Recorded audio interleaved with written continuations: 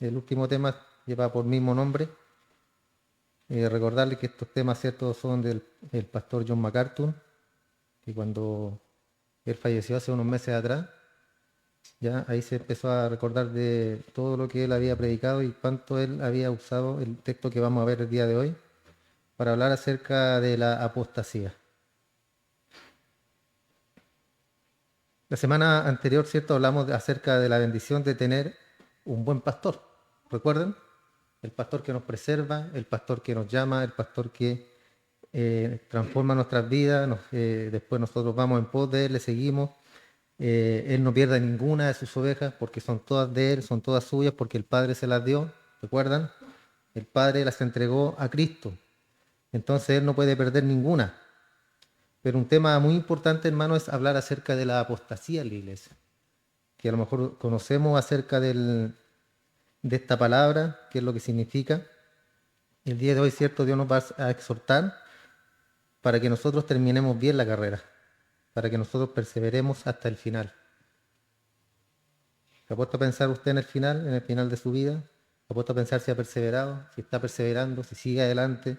¿Se ha puesto a pensar cómo está su vida espiritual, cómo está su vida cristiana, cómo está su relación con Dios, cómo está su conocer con Dios? ¿Recuerda la palabra? No los conozco, que habla de qué? De intimidad.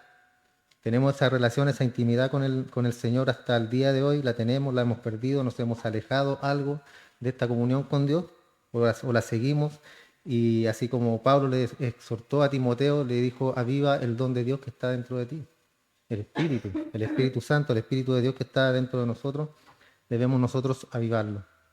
Vamos a leer el capítulo 10 de Hebreo, del verso 26 al 31.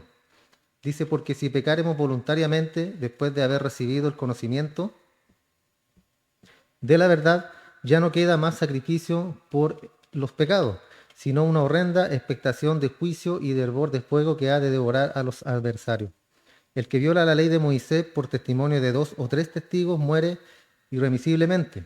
¿Cuánto mayor castigo pensáis que merecerá al que pisoteara al Hijo de Dios y tuviere por inmunda la sangre del pacto en la cual fue santificado, e hiciera afrenta al Espíritu de gracia? Pues conocemos al que dijo, mía es la venganza, yo daré el pago, dice el Señor. Y otra vez, el Señor juzgará a su pueblo. Horrenda cosa es caer en manos del Dios vivo. Un tremendo texto, hermano, que nos enseña acerca de esto, del pecado, ¿cierto? Pecar voluntariamente, que lo vamos a estar viendo. Importante un punto cuando habla acá, el que pisoteare el Hijo de Dios y tuviere por inmunda la sangre del pacto en la cual fue santificado. Esa postura, hermano, hay algunos que dicen que habla de la sangre del pacto en la cual fue santificado el pecador, el que está, cierto, pecando acá, pisoteando la sangre de Cristo. Pero no es así, aquí el contexto lo dice tal cual, hablando acerca del Hijo de Dios, y la sangre del pacto del sacrificio habla de la sangre de Cristo, ¿ya? La sangre de Él, no del pecador santificado por la sangre de Cristo, sino en el pacto que Él derramó toda su sangre en la cruz del Calvario por amor a los suyos. Entonces acá el texto revela una de las verdades más importantes que predicó el pastor MacArthur y precisamente del señorío de Cristo. Y es lo que hemos venido viendo, ¿cierto? Hace como 4 meses más o menos, no recuerdo bien, pero nos hemos extendido bastante con el tema para poder explicarlo de forma clara y que nos quede claro a nosotros también. ¿Ya? Esa es la idea de esto. El pastor MacArthur también escribió el libro que se llama, como el título que acabamos de dar, El Evangelio según Jesucristo, para explicar que no es posible que Cristo sea tu Salvador, a menos que sea también tu Señor. Eso lo vimos en el primer tema, si no mal no recuerdo, que hablamos, ¿cierto?, acerca del llamado al altar. Ven al altar, ¿cierto? Las famosas invitaciones al altar que te hacían para que tú aceptaras a Cristo en el corazón, que eso ya lo tenemos claro nosotros, que es algo que no existe, aceptar a Cristo en el corazón, no es una decisión tuya ni mía, sino que es la gracia de Dios quien nos elige, Él nos escoge. Entonces el verdadero cristiano toma su cruz y sigue a Jesús. Esa es la idea, ¿cierto? Y esto significa que hay muchos cristianos, hermanos, entre comillas, que profesan ser salvos, pero no lo son. En todas las iglesias, hermano, hay personas que creen ser salvos, que obviamente son cristianos de chapa, que por fuera se ven de piedad, cristianos como correctos, ¿cierto? Como cualquier otro cristiano, pero son distintos en la casa, son distintos en el trabajo. ¿Por qué? Porque quieren amoldarse al mundo, quieren ser parte de los amigos del trabajo, entonces comparten las mismas ideas muchas veces, las groserías también, eh, chistes, usted sabe los chistes del mundo, y qué es lo que hace el que quiere adaptarse a eso, se ríe, ¿cierto? Y yo también tengo uno bueno, pero es que este es cristiano, sí. ¿Ha escuchado chistes cristianos también? Que tampoco debería pasar eso. Hacer chistes cristianos, porque la escritura, hermano, la redención de Cristo y todo lo que es Cristo, sus apóstoles, es algo sagrado, es algo precioso, es algo hermoso que Dios nos entregó para nosotros, para nuestra exhortación, para aprender, para que podamos tener ese conocimiento de la Biblia. La Biblia, hermano, se escribió para nosotros, para los cristianos, no se escribió para el mundo. El mundo puede leer la Biblia, puede estudiarla, todo lo que quiera, teología, pero si no tiene el Espíritu de Dios en él, nunca jamás la va a entender. Por eso Cristo nos dice, en la palabra nos manda a escudriñar las escrituras, nos manda a cavar profundo, a tirarnos un clavado, ¿cierto?, en la escritura, a cavar, a buscar, no solamente quedarnos con la oración superficial, sino que averiguar, investigar los tiempos, muchas cosas que se pueden investigar en la escritura, hermano. Entonces, hay muchas personas que están engañadas en muchas iglesias. Han orado, aceptado a Cristo, como recién lo mencionamos, que es un concepto que ya no mencionamos nosotros, pero muchas personas lo hacen, pero no son salvos. Y sabemos que no son salvos porque no se sujetan al señorío de Cristo. Siempre decimos, ¿cierto? La frase, por sus frutos los conocerán. Por sus frutos los conocerán. ¿Por qué? Porque los frutos de su vida están podridos y son carnales. De la abundancia del corazón habla la boca. ¿Qué es lo que hablas tú? Es lo que tienes en tu corazón. Eso es. Lo que tú tienes en tu corazón, en tu mente, que es lo más importante para ti, de eso hablas tú a diario, todo el día. Y alguien podría decir que no juzguemos, ¿cierto? La típica frase, sí, pero usted no juzgue porque usted no sabe, usted no conoce el corazón de la persona. Y debido a que no conocemos el corazón de aquella persona, lo único que podemos ver es el fruto de su vida, el fruto de la persona, quién es, cómo se comporta. Es tan básico como eso, hermano. Ayer veía un video, se me olvidó mandárselo, y habla acerca del fruto. Y explicaba en el video que el manzano no se esfuerza para dar manzana, ¿cierto? ¿Por qué? Porque es su naturaleza. El naranjo, la naranjita, y recibe agüita y da su naranja. ¿Por qué? Por eso habla del fruto del Espíritu. Pablo habla también acerca de las obras de la carne. Las obras las obras son no frutos, sino que es algo que uno tiene que esforzarse para hacerlo. Esfuerza, ¿cierto?, para hacer esa obra o ese mal o ese pecado o aquello que está en el corazón. Pero el fruto se da por sí solo. Entonces, por el fruto podemos juzgar a la persona. Y juzgar, obviamente, como dice la palabra, con justo juicio, no a locas. Entonces, si la persona está perseverando en el pecado, esa persona no es salva, tan simple y fácil como es. El que persevera en el pecado no es salvo. Y perseverar en el pecado es eso, que también muchas veces lo hemos hablado acá y creo que el concepto está claro, es lo que éramos antiguamente, que era una máquina de pecado. Pecado tras pecado, pecado tras pecado. No había arrepentimiento, no había remordimiento, no había nada, es cierto, que fuera contrario al pecado, sino que lo cometíamos y nos daba lo mismo. Y ofender a otra persona, y mientras más ofendida se sintiera la persona, yo me sentía mucho mejor, ¿cierto? Hacerla sentir mal. ¿Por qué? Por lo que me hizo. Si lo que me hizo tiene que pagar. Entonces eso ya no pasa en nosotros. ¿Por qué? Porque tenemos un espíritu renovado. Sí, nos da rabia muchas veces y la carne quiere vengarse, la carne quiere, ¿cierto?, hacer muchas cosas que el espíritu nos retiene. ¿Por qué? Por amor a Cristo, por amor a Él mismo. Nuestro Señor Jesús lo dice en el verso 21 de Mateo 7. No todo el que me dice, Señor, Señor, entrará en el reino de los cielos, sino el que hace la voluntad de mi Padre que está en los cielos. Dice, muchos me dirán en aquel día, Señor, Señor, no profetizamos en tu nombre, y en tu nombre echamos fuera demonios, y en tu nombre hicimos muchos milagros. Y entonces les declararé, nunca os conocí, apartados de mí, hacedores de maldad. Entonces dice, muchos me dirán en aquel día. ¿Y cuántos son los que se salvan? Son pocos, ¿cierto? La palabra lo dice, son pocos los que se salvan. Entonces es una dura verdad, hermano, que muchos profesan ser cristianos, pero viven deleitándose en el pecado. Asimismo, muchos padres cristianos también prefieren pensar que sus hijos son salvos, padres cristianos, porque fueron criados en la iglesia. Pero si no se sujetan al señorío de Cristo, no son salvos. La salvación es personal, no porque yo traiga a mi hijo todos los domingos a la iglesia, él es salvo. No, yo incluso lo he conversado con él. Él va a llegar a cierto punto donde él va a tener que decir, ya no es el Dios de mis padres, es mi Dios, es mi Señor, yo debo servirle a Él. Y si viene a la iglesia, va a tener que venir a servirle al Señor, no al Dios de los padres. Muchos papás piensan eso, que trayendo a los hijos a la iglesia son salvos. Cree tú y serás salvo tú y toda tu casa, ¿cierto? Es una promesa. Es una promesa, pero eso va en el punto de que nosotros arrastramos a nuestra familia, arrastramos a los que queremos a la iglesia. Ahora la salvación, como decimos, es de cada uno. Dios es su soberanía.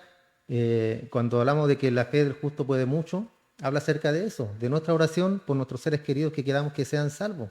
No está hablando de adquisiciones, de cosas materiales, no, hermano. La oración del justo puede mucho. ¿En qué? En todo lo bueno que podamos pedir nosotros al Señor para nuestro prójimo. Para uno mismo también, ¿cierto? Sabiduría, inteligencia, templanza, fe. Son cosas que Dios nos puede entregar cuando nosotros las pedimos. Y lo demás viene añadido. Ese debemos tener nosotros nuestra mente bien cimentado, hermano. Todas las promesas son espirituales. Lo demás son cosas materiales que vienen por añadidura según Dios nos quiera bendecir. Por lo tanto, nosotros como, en este caso, las personas que predican, tenemos el deber no solamente de evangelizar a la iglesia, al mundo afuera, ¿cierto? Sino también evangelizar a nuestro hogar, nuestra familia. Los varones en la iglesia, los padres de familia son pastores de sus hogares. Entonces, acá yo le hago la pregunta a los varones, ¿están pastoreando a sus ovejas en la casa? ¿Tienen su tiempo de oración, su tiempo de lectura devocional, los pastores de la casa? Es una pregunta que Dios te hace en esta mañana, hermano, porque debemos hacerlo. Como hombres, como pastores de nuestros hogares, debemos pastorear a nuestros hijos, debemos pastorear a nuestra esposa, debemos pastorear también nuestra vida espiritual, hermano. Entonces, si no lo está haciendo, comienza a hacerlo. Dios siempre tiene un principio, nunca es tarde, hermano. Nunca es tarde para comenzar, nunca es tarde para aprender. Alguien podría decir, es que yo no sé cómo. Bueno, está la IA ahora, la IA le hace falta que haga las cosas de la casa, ¿no? Ahora todo lo podemos en la IA, que nos fortalece. Usted pone algo ahí, ¿cierto? Y le hace de todo. Y hermano, fuera de broma, usted puede poner ahí, hazme un devocional para mi hijo, hazme un devocional para mi familia. 5 segundos y tiene un devocional listo. ¿Qué tiene que hacer usted? Si no puede hacer un devocional, una predicación, lo que sea, estudie la Biblia. El varón tiene que ser un hombre instruido en la palabra de Dios. ¿Por qué? Porque yo hago eso en la IA, pero yo tengo el discernimiento y sé si realmente si me está engañando o no. Pero el que no tiene conocimiento de la palabra va a ser engañado. ¿Ya? Entonces, como varones nosotros como pastores debemos preocuparnos del alma de nuestras ovejas, las cuales tenemos a cargo en nuestro hogar.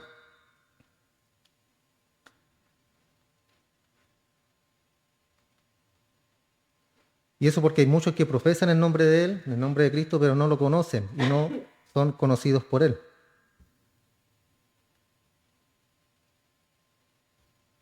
Entonces, sin lugar a duda, una de las amonestaciones más aterradoras, hermano, de la Escritura, y la razón por la causa que causa tanto pavor, causa miedo esto, hermano. ¿Y por qué? Porque no se dirige a los falsos. Aquí no le está hablando a las personas de afuera, no se dirige a personas incrédulas, no se dirige a los engañados, se dirige al pueblo de Dios. Nos está hablando a nosotros, hermanos, acerca de la apostasía. No a personas de afuera, no a personas del mundo, a nosotros, al pueblo de Dios.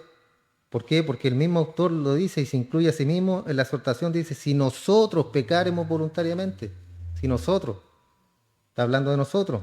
Y esta afirmación debiera estremecernos el corazón, hermano, porque muchos podemos pensar, ¿cierto?, en la salvación, que obviamente no la podemos perder cuando somos verdaderos cristianos, pero no, ¿por qué nos está hablando acá en hebreo, el escritor de Hebreo nos está hablando de esta forma y ahí se refiere, ¿cierto?, se incluye el mismo, si nosotros pecaremos. Entonces el pasaje nos pone incómodo y debe hacerlo, ¿cierto? Porque de eso se trata la palabra de Dios, que nos incomode, que nos duela, que Dios nos exhorte. Y cuando nos enojamos con la palabra o nos duele es porque algo pasa, ¿cierto? Algo pasa en nuestra vida, algo estamos haciendo mal.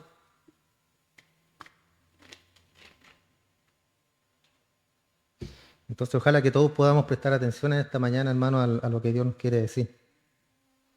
Y lleguemos, ¿cierto? Lleguemos a la iglesia no solamente porque es domingo hay que ir a la iglesia, sino que lleguemos con un corazón dispuesto. Con un corazón dispuesto, ¿cierto? A decir, Señor, habla en mi vida, Señor, quiero cambiar, Señor, escudriñé mi vida, escudriño mi corazón y algo falta, algo me falta. ¿Y culpa de quién es? Le va a decir el Señor. Es suya, pues Señor, si usted me preserva, usted hace la obra perfecta en mí. Ahí nos ponemos, ¿cierto?, bíblicos. Pero la culpa es de nosotros, hermano. Nosotros somos los que nos alejamos, nosotros somos los que no leemos la Biblia, nos alejamos de la oración, no buscamos a Dios. Ese es el punto, no lo buscamos. ¿Por qué? Porque muchas veces en nuestro mundo, el trabajo, ¿cierto?, lo secular, que no me acuerdo, parece que la Margo lo mencionó, pasamos muchas horas en el mundo. ¿Y con Dios cuánto pasamos? 10 minutos, 20 minutos, ya leí la Biblia, ya me aburrí, ese ya lo leí, ya leí ese pasaje. ¿Qué saco con leerlo de nuevo? De vuelta, escudriña la escritura, no leas, escudriña. Mucho material, hermano, para escudriñar, mucho material para saber qué es lo que realmente quiere hablarnos Dios. Entonces, prestemos atención, sometámonos a la palabra, hermano, tengamos disposición para abrir nuestro corazón, para que Él nos ayude, para que Él nos fortalezca, para que si estás caminando alejado de Dios, vuelvas al lado de Él, vuelvas a estar a su lado, lo obedezcas. Entonces Dios quiere acá que hagamos una seria evaluación de nuestras vidas a la luz de la verdad bíblica. Y siempre va a ser así, hermano. Les vuelvo a repetir, la Biblia fue escrita para cristianos, no para el mundo, para nosotros. Y no pensemos en nuestro corazón que esto no tiene nada que ver con nosotros, porque así consideran muchos cristianos las amonestaciones de la Biblia. Muchos cristianos creen y piensan, ¿cierto? Y dicen esa amonestación no es para mí, es para otra persona. ¿Por qué? Porque yo soy cristiano, no necesito escucharla, yo no puedo perder mi salvación. Y eso es ser arrogante, hermano. Porque le vuelvo a decir, la Biblia fue escrita para nosotros. Entonces, ¿qué es lo que quiere Dios con nosotros? Hablarnos por medio de qué? De la Escritura, de la Biblia. Y nos está diciendo el día de hoy que a lo mejor podemos apostatar de la fe. El que quiere estar seguro, firme, ¿qué dice después? Mire que no caiga. Entonces todo esto, hermano, debe de nosotros hacernos reflexionar. No le estoy diciendo que usted no es salvo, que usted va a perder la salvación algún día, que usted algún día se va a ir de la iglesia, no, hermano. Por eso les pido siempre que pongan atención, porque son puntos muy esenciales en la Escritura para que nosotros tengamos una vida plena en Cristo. El tema de la salvación es fundamental.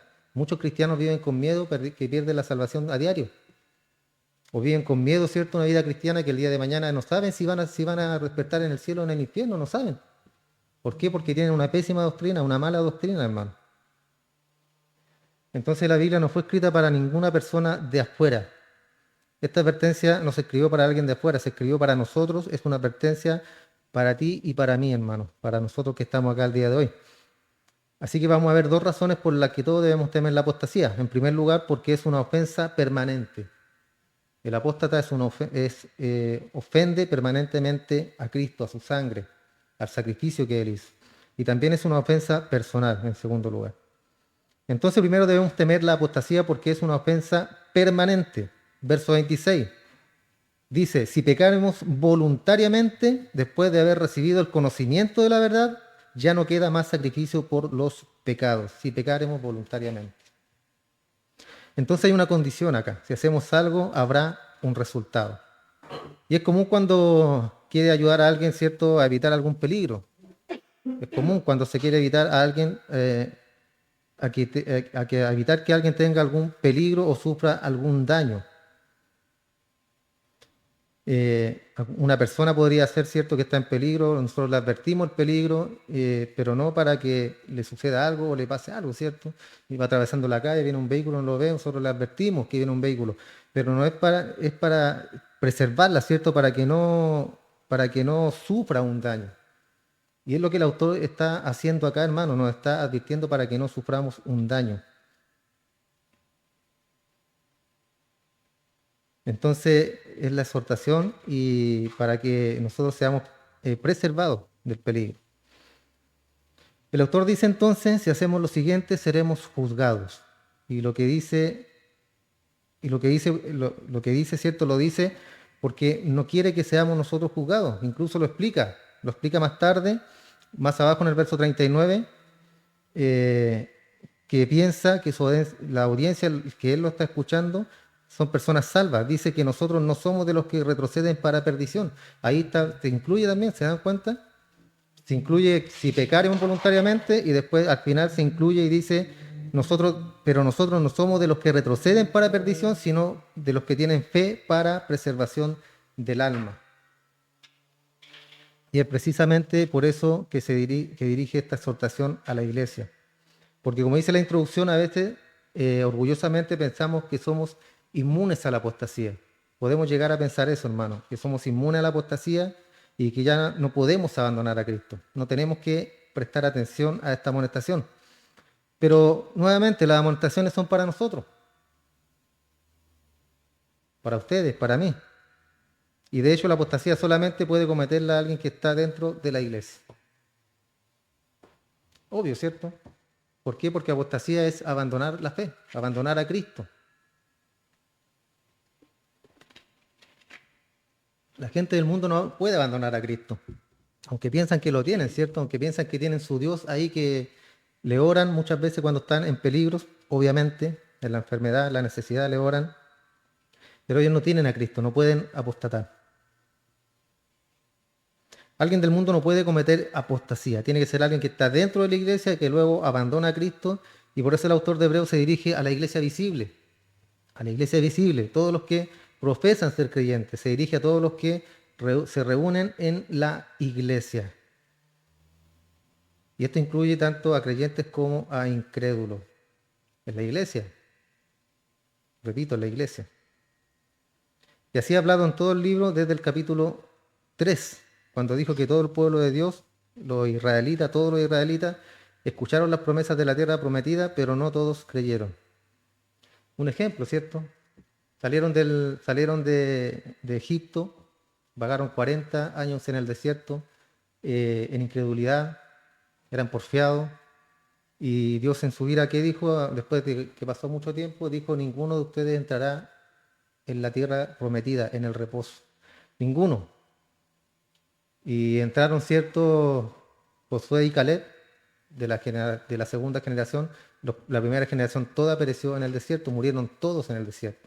Y lo menciona el autor, ¿cierto? Dice a causa de su incredulidad. Eran personas incrédulas, que veían, hermanos, veían la columna de fuego en la noche, veían la nube en el día, veían cuando la Shekinah, la gloria de Dios, descendía al tabernáculo y no creían, hermano. No creían. Entonces, ¿qué podemos esperar? Yo siempre converso todo con mi esposa y le digo, Dios nos muestra a Israel, nos muestra en el tiempo, en el desierto, cuando vagaron en el desierto, después cuando toman posesión de la tierra prometida, después cuando le pone jueces, y ve a un Israel incrédulo, un Israel porfiado, un Israel idólatra. ¿Y por qué siempre lo mismo? ¿Por qué? Y yo le digo, es que así somos. Así soy, como dice la abuelita del video. Así soy. Entonces Dios nos conoce, pero no es, hermano, no es un permiso, ¿cierto?, para pecar. Es que así soy. No, sino que eso debe llamar la atención a nosotros y querer ser diferente. ¿Por qué vamos a ser igual que ellos? ¿Por qué yo voy a ser igual que el pueblo de Israel tan porfiado, idólatra? Al contrario, ¿cierto? Debemos tomar eso como ejemplo. Cualquier adúltero podría decir, sí, pero es que David también fue adúltero. ¿Por qué yo no puedo serlo?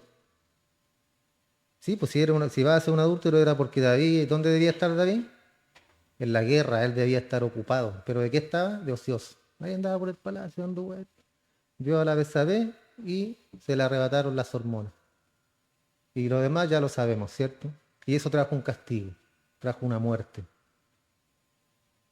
Entonces, el hombre o la persona que está ociosa, va a cometer pecado, porque no va a tener nada que hacer, y eso indica, ¿cierto?, que no hay una relación con Dios.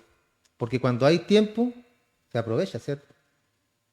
Y yo lo aprovecho en lo que más me interesa y en lo que quiero aprender, que es la Biblia, que es la Escritura, que es tener comunión con Dios, relación con Dios, conocerlo por medio de la palabra, cada día más. Entonces, así hablando en todo el libro, desde el capítulo 3 cuando dijo que todo el pueblo de Dios, todos los israelitas escucharon las promesas de la tierra prometida, pero no todos creyeron. Así que la mayoría pereció en el desierto a causa de su incredulidad. Es decir, en este contexto no todo el pueblo de Dios es salvo. Como Pablo lo explica, no todo Israel es Israel. Lo habla Pablo en una de sus cartas y dice que no todos los que descienden de Israel son israelitas. Y esta, hermano, es una realidad triste en todas las iglesias cristianas y en todo el mundo. En todas las iglesias, en todo el mundo. No todos los que decimos Señor, Señor somos salvos en verdad. Entonces, cuando el autor de Hebreos, aquí, en Hebreos 10:30, cita Deuteronomio y dice, el Señor juzgará a su pueblo. No está diciendo que Dios iba a castigar a los creyentes de Israel, ¿ya? No está hablando del castigo a los creyentes de Israel. El punto es que va a castigar a los incrédulos de Israel, a los que no creían, que fueron, cierto, todas en este caso, la primera generación y después los que iban a venir, los incrédulos.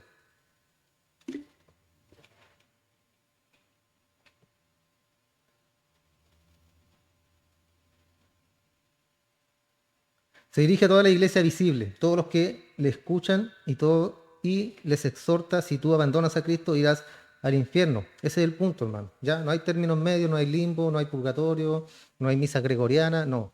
El cielo o el infierno. El hombre muere una vez y después viene el juicio. Eso debemos tenerlo claro nosotros, ¿ya? No hay un purgatorio vamos a hacer misa gregoriana, ¿cierto? Para sacar a fulano de tal, ¿cierto? Del purgatorio para que vaya al cielo. ¿Por qué? Porque ella purgó todos sus pecados en ese lugar. Si fuera así de fácil, viviríamos toda la vida como se nos da la gana, ¿cierto? Y es peor aún, ¿cierto? En esa religión ese es algo antibíblico, hermano. Algo antibíblico que Dios los va a juzgar el día de mañana también. Entonces es una garantía que tenemos y sumamente importante que nos exhorte así, porque si Él hubiera dicho, mira, quiero exhortarlos a ustedes que están engañados si piensan que son cristianos, pero no lo son en verdad. Si dijéramos esto, ¿cuántos escucharían esta exhortación? Nadie, ¿cierto? Porque por definición el que está engañado no sabe que está engañado.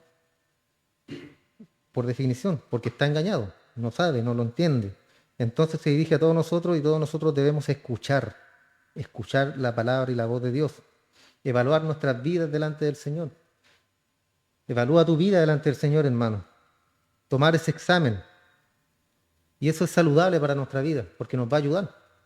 Te va a ayudar a ver en qué condiciones estás tú. Siempre te lo digo, hermano, Dios te manda pruebas para ver en qué estado está tu fe.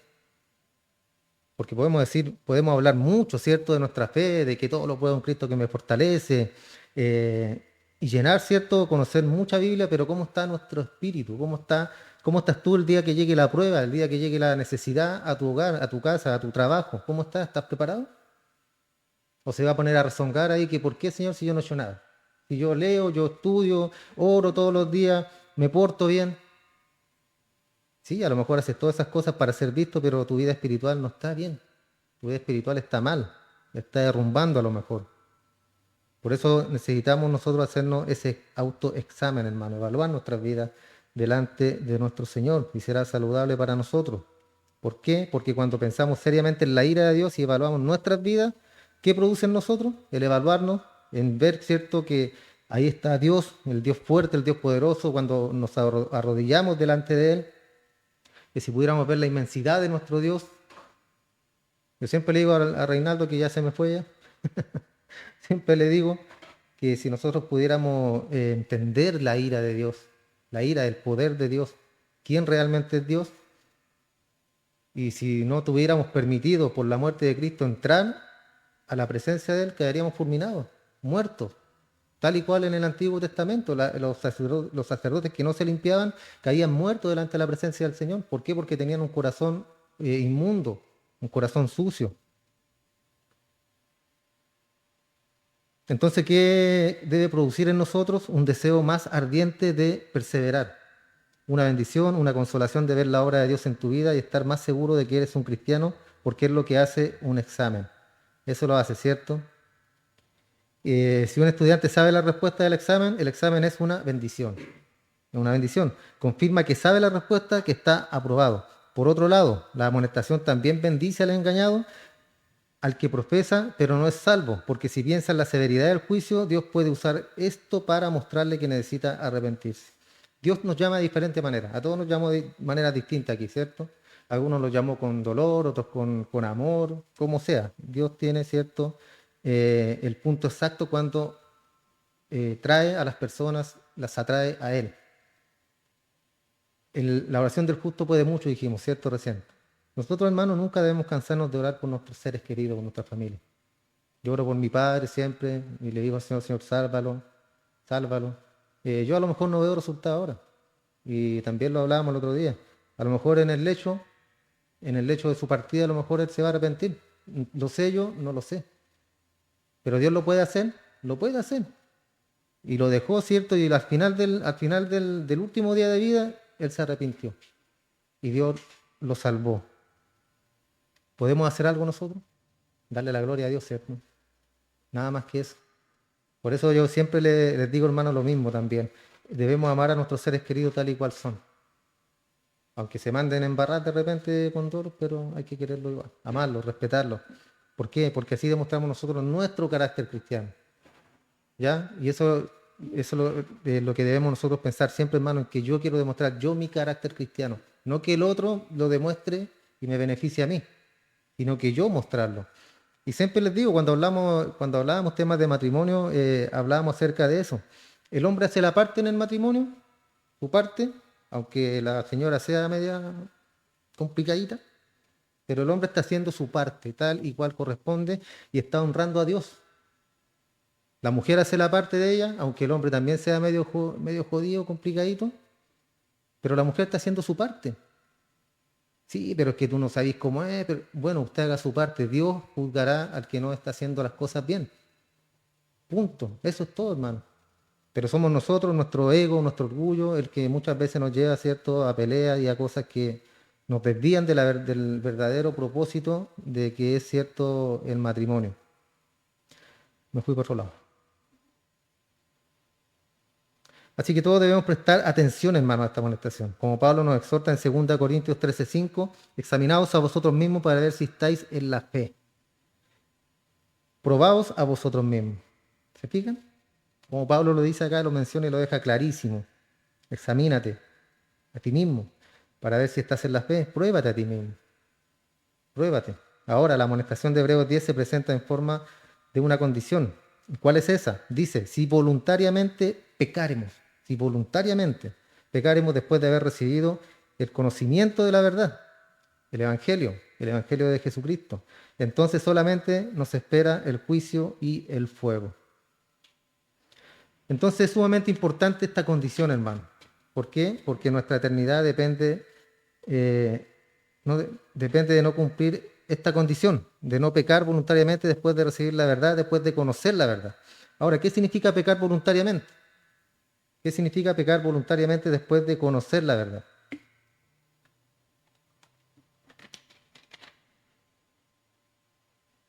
Y en primer lugar, hermano, debemos comprender que no está hablando de cualquier tipo de pecado, ¿ya? Si el autor estuviera hablando acerca de que si una persona peca voluntariamente, de manera intencional, entonces vamos todos al infierno. ¿Ha pecado usted alguna vez de manera intencional? ¿Ha pecado usted alguna vez voluntariamente?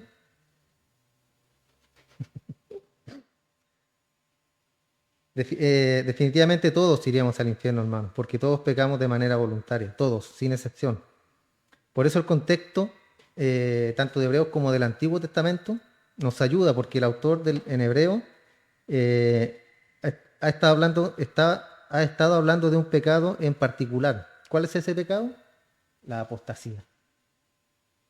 ¿Ya? Entonces usted concéntrese en ese pecado, la apostasía. Porque pecados voluntarios los hacemos todos los días, a cada rato. Pecamos con nuestra familia, con nuestros hijos, con todo el mundo pecamos. Y la apostasía, según el autor, lo define en el capítulo 2 y en el 3, y en particular en Hebreos 6, del 4 al 6. Es cuando una persona llega a comprender el Evangelio. Cuando Dios resucitó a Lázaro, dice la palabra, y todos creyeron, o muchos creyeron. Pero ese creer no significa que ellos fueron salvos, porque los milagros no salvan a nadie. Claro, ellos se maravillaron. Lázaro llevaba 4 días, estaba medio ya, y mire, está vivo ahora. Y muchos creyeron a causa de eso, pero eso no significa salvación, hermano. Se maravillaron, quedaron impresionados, obviamente, pero no habla de salvación. Entonces, la apostasía es cuando una persona llega a comprender el Evangelio de Cristo totalmente y luego lo rechaza, rehúsa a creerlo. Es un rechazo definitivo de Cristo. Esa es la apostasía. Un rechazo definitivo de Cristo con un entendimiento pleno y completo de quién es Él y lo que Él ha hecho. O sea, conoce la obra de Cristo. Hebreos 6, el autor dijo que es una persona que después de ser iluminado, aquí usa la palabra iluminado, o sea, vio la luz del resplandor del Evangelio, fue iluminado, después de haber probado y gustado el Evangelio, lo gustó nomás, ¿cierto? Es como comerse un chicle. Le saca el gustito, está rico y después lo escupe. A eso se refiere acá, hermano. Gustaron solamente el Evangelio. El Evangelio de la Iglesia y del Espíritu. Y esta persona rechaza a Cristo conociendo quién es, entonces dice, es imposible que pueda ser renovado para arrepentimiento. Es imposible que esa persona sea salva, ya que está rechazando el único remedio que hay para el pecado, que es cierto la sangre de nuestro Cristo, la sangre de nuestro Señor. No puedes ser salvo del infierno si rechazas el único medio que hay para no ir al infierno, que es Cristo. Entonces es exactamente el mismo lenguaje que vemos aquí en Hebreos 10:26. Dice que este pecado voluntario es uno que se comete después de haber recibido el conocimiento de la verdad. Y esa frase, el conocimiento de la verdad, una frase del Nuevo Testamento que se refiere al Evangelio de Jesucristo. Y Pablo también lo usa en 1 Timoteo 2:4, que Dios quiere que todos los hombres sean salvos y que vengan al conocimiento de la verdad. La verdad acerca de la persona y la obra de Cristo. Eso es lo que Dios quiere. Pero la Biblia nos muestra que no todos son salvos. Y que aunque algunos sean ciertos, crean, después apostatan de Cristo, apostatan de la fe. Nunca fueron cristianos. Una persona que se va de la iglesia, hermano, y no vuelve nunca más, nunca fue salvo. No perdió la salvación, nunca fue un verdadero hijo de Dios. Entonces Hebreos 10:26 no es una advertencia para el que está afuera, es una advertencia para la persona que está dentro de la iglesia. Y sabe de Cristo, sabe del Evangelio. La persona que Hebreos 10 describe sabe lo que Cristo ha hecho y sabiendo de esto peca voluntariamente.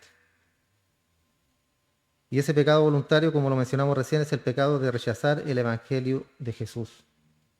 Rechazarlo. El mismo pecado, cierto, que el mismo autor de Hebreos resalta durante todo el libro. El único pecado que necesariamente condena al infierno, y es el pecado de la incredulidad. No creen, tienen el conocimiento, otra vez, tienen el conocimiento, saben quién es Cristo. Lo reconocen, ¿cierto?, como Señor, a lo mejor, como el Mesías, sí, es el Hijo de Dios, pero no creen. No creen en Él. Cristo lo llama en su día el pecado imperdonable, que es la blasfemia contra el Espíritu Santo. Ese es el pecado imperdonable. Y blasfemar contra el Espíritu es eso, no reconocer que Cristo es Dios, no reconocer que Cristo es el Señor. Ese es el pecado imperdonable. Cuando los judíos escucharon este mensaje de Cristo y vieron sus obras a sabiendas de quién era y qué hacía, ellos lo rechazaron. Acuérdense que le dijeron que era hasta hijo del diablo. Usted es hijo de Belcebú, le dijo. Y los milagros que hace, por Belcebú lo hace. Era fácil, ¿cierto? Lo descalificaban.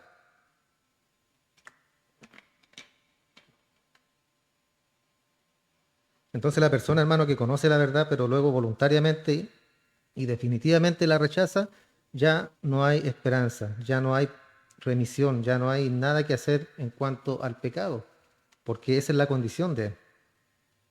Y esto se hace aún más claro en el versículo 29, cuando el autor describe este pecado voluntario diciendo que la persona ha pisoteado a Cristo. Ahí lo deja claro, ¿cierto? Ha pisoteado a Cristo, que ha considerado inmunda la sangre de Cristo y que ha insultado al Espíritu de gracia, al Espíritu Santo. Entonces ahí lo deja clarísimo, hermano. Entonces pecar voluntariamente no se trata de cualquier pecado de iniciativa propia. No tienes que temer, por ejemplo, si dijiste, ayer mentí, hoy día mentí, hice algo que no debía hacer. ¿Has escuchado esa frase, no? Hice algo que no debía hacer. ¿Y por qué lo hizo si no lo debía hacer? Entonces no debemos temer por esos pecados, hermano, porque Dios conoce nuestra condición y sabe que somos hombres y mujeres pecadores. Si tú temes haber cometido el pecado imperdonable, no lo has cometido. El pecado imperdonable es pecar voluntariamente rechazando a Cristo después de conocer el Evangelio. Es como si tú te pararas ahora y dijeras, no me interesa, ya me aburrí.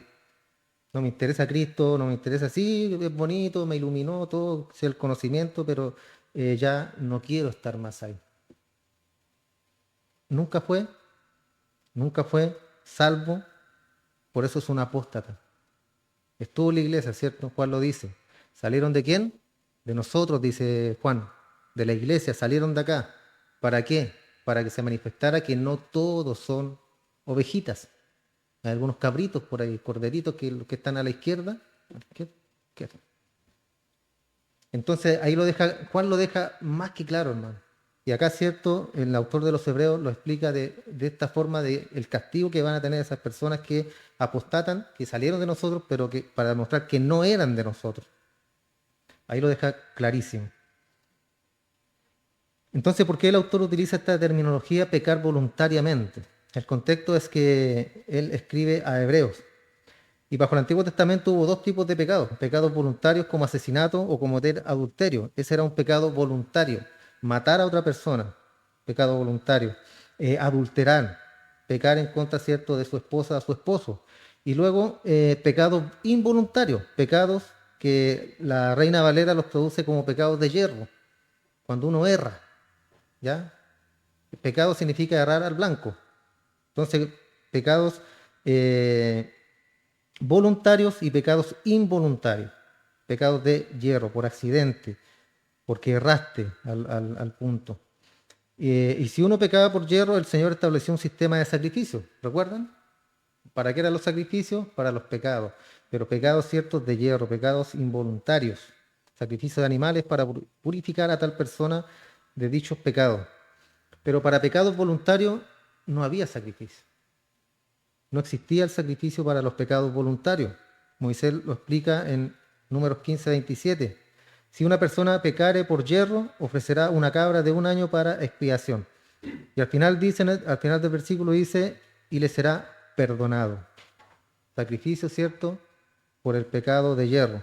Pero el contraste en Números 15:30 dice más: la persona que hiciere algo con soberbia, o sea, planificado, con premeditación, alevosía y ventaja. Quisiera algo con soberbia, intencionalmente, dice, ultraja a Jehová. ¿Se fijan que aquí cambia el punto? No dice ofende a su hermano, dice ultraja a Jehová. Esa persona será cortada de en medio de su pueblo. Será cortada significa que debía morir apedreado. Entonces, a la luz de la ley, si uno pecaba voluntariamente, tenía que ser juzgado. No existía sacrificio para limpiar esos pecados voluntarios. Era imposible. El asesino, el adúltero, no podía simplemente traer un becerro al altar, un sacrificio al altar, recibir perdón, ¿cierto?, por haber matado a una persona. No. Él tenía que ser apedreado, tenía que morir. Entonces el autor hace esta comparación y dice, es así con la apostasía, es así con rechazar a Cristo. Si uno ve la belleza de Cristo y luego voluntariamente rehúsa a creer en Él, abandona su confesión, regresa al mundo, entonces, fin del verso 26, ya no queda más sacrificio por el pecado, sino que una horrenda expectación de ardor de fuego que ha de devorar a los adversarios. Entonces no hay sacrificio para este pecado. No puede ser perdonado el pecado de rechazar a Cristo. Es un pecado imperdonable. Y podría surgirte la pregunta, pero yo pensé que la cruz del Calvario podía borrar y podría perdonar cualquier pecado, ¿cierto? Podría saltarnos esa duda también. Pero el punto es que si uno conoce la verdad acerca de la cruz y rechaza la cruz, es que no hay otro remedio, no hay otro sacrificio. Ese es el punto principal, hermano. No estamos hablando de pecados comunes que todos los días cometemos nosotros, sino que el pecado de rechazar a Cristo. Apostasía. Conocerlo y después decir, ya no me importa, me voy al mundo. La cruz es nuestro único remedio para el pecado. Entonces la apostasía es permanente, permanente, es irrevocable. Si uno voluntariamente rechaza el único remedio, el único sacrificio que tiene la capacidad de justificarnos, necesariamente será juzgado y será, cierto, echado al infierno. Ese es el punto. Hemos hablado muchas veces acerca de la salvación, yo creo que es un punto que lo tenemos más que claro, de la elección incondicional, de todo lo que significa la justificación. Creo que debemos, pienso yo, cierto, con todo lo que hemos visto, que ustedes deben tener muy claro el tema este de la salvación. Por eso es importante entender que el apóstata es un falso, es un cristiano falso que está en la iglesia, introducido y que el día X va a salir, se va a ir. Otra vez, porque Juan lo dice, no era de nosotros, por eso salió. Si uno está en la iglesia, profesa a Cristo, entiende la cruz, pero luego regresa al mundo, se acaba allí toda esperanza, se acabó todo, no hay más sacrificio, lo único que espera es el juicio, lo que dice el verso 27, una horrenda expectación de juicio y hervor de fuego que ha de devorar a los adversarios. Ahí habla de los adversarios, ¿se fijan? En delante vimos el final del verso 39 que dice, pero nosotros, es como cuando habla en Hebreo 6, cuando dice, pero a nosotros que pertenecemos a la salvación, cuando dice, pero Dios es paciente para con nosotros porque no quiere que ninguno perezca. Entonces es importante entender esos puntos, hermano, que la misma Biblia nos explica a quién le está hablando y a quién le está diciendo. Entonces no hay salvación para estos adversarios, no hay vida, no hay gozo, todo es negro. Y el autor dice que lo único que el apóstata espera es fuego. Hay un versículo en el Antiguo Testamento que yo creo que la próxima semana lo vamos a estar viendo. Y habla acerca de un hombre que está recogiendo leña en un día de reposo. Lo sorprendieron, lo llevaron ante Moisés. Moisés le dijo, Señor, ¿qué haremos con él? Que muera, le dijo. Estaba recogiendo leña en día de reposo. No lo podía hacer. ¿Pero por qué va a morir por eso? Porque así lo dice la ley. Él estaba profanando el día de reposo que Jehová le había dado. Ese es el punto, que estaba pecando en contra de Dios. No es porque estaba recogiendo leña, porque necesitaba leña para calentarse, para cocinar, lo que sea, sino que es porque estaba él transgrediendo la ley misma de Dios y la ley decía que tal persona debía morir. ¿Cómo estaríamos nosotros el día de hoy? No estaríamos todos bajo tierra, ¿cierto? Entonces, por eso se introdujo la gracia, hermano, por eso se introdujo Cristo y por eso es tan importante entender la salvación que Cristo nos entrega y entender la apostasía y quiénes son los apóstatas. Porque a lo mejor usted ha temido alguna vez de decir, y si el día de mañana me alejo de Cristo, el día de mañana me voy de la iglesia, ¿puedo caer en la apostasía yo? Otra vez Pablo nos dice, ¿cierto? Examínate si estás en la fe, pruébate. ¿Oramos? Damos gracias al Señor. Eterno Dios, agradecemos tu palabra, que son ríos de agua viva, Padre, para nuestras vidas. Le damos gracias, Señor, porque cada día tenemos ahí, Señor, tu palabra, tenemos ahí esa agua viva, tenemos ahí, Señor, eso que nos va a llenar nuestro espíritu, nos va a llevar a conocerte cada día mejor, Señor, a saber quién realmente eres tú, Padre, cómo trabajas, cómo operas en la vida, en nuestra vida, cómo es esa salvación tan preciosa que nos entregaste por medio de nuestro Señor Jesús. Damos gracias, Padre, por la vida, la salud, el alimento, la provisión diaria que pones en nuestra mesa y en la mesa de cada uno de nuestros hermanos. Te rogamos, Señor, que nuestra oración siempre y nuestra esperanza siempre sea, Padre, para nuestro espíritu, para fortalecernos, para llenarnos de ti, Señor, y lo demás, como dice tu palabra, todo vendrá por añadidura, todo vendrá porque tú lo añades, Señor, el día de mañana, el alimento, el trabajo, la provisión, el dinero, todo lo necesario, Señor. Si nosotros hacemos la parte espiritual de tener esa comunión contigo, tú obrarás, Padre, de manera milagrosa, maravillosa en nuestra despensa, en nuestro hogar y en nuestra vida económica. Te damos muchas gracias, Señor. Bendice cada uno de mis hermanos, los que no han podido estar por enfermedad, Señor, también bendíceles. Lleva alivio a sus carnes, a sus huesos, Señor. Eso nos ayuda también a entender y a comprender cuán frágiles somos ante ti, Dios. Pero te rogamos por ellos, Señor, para que tú lleves sanidad, lleves consuelo, lleves ánimo, lleves fortaleza, Padre. Entregamos esta palabra y que quede, Señor, guardada en nuestros corazones. En el nombre de Jesús. Amén.